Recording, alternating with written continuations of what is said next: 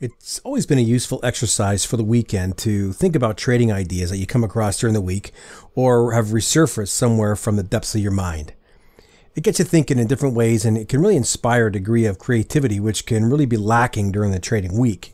One such idea to consider is the common notion is that trading is simple, but it's not easy. So why should that be? Well, the simple side of trading comes down to most concepts being pretty straightforward. Chart patterns, economic releases, volume, etc. all have simple ideas at the heart of it. But markets are made up of the people who trade them.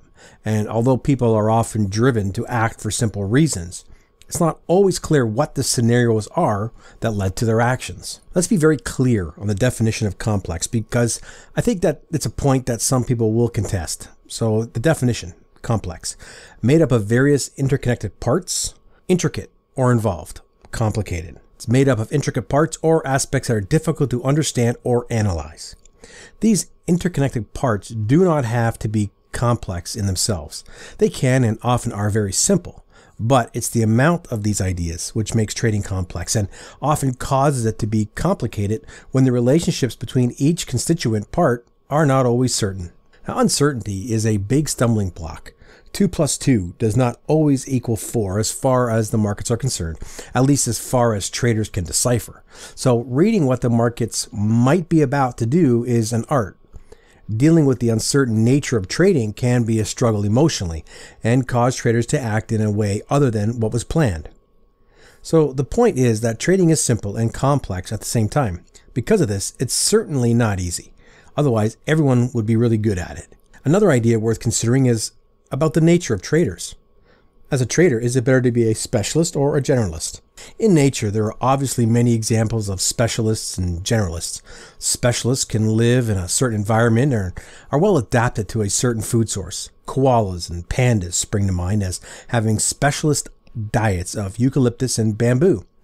Generalists can survive in different habitats on a relatively varied diet. Examples of generalists might include bears and rats. So using this analogy as applied to trading, habitat might be the market that you trade, and the type of strategy you employ could be considered your diet. Both specialists and generalists exist in trading, and they have their place. Specialists have an intricate working knowledge of the markets they trade and might also be experts in a particular strategy.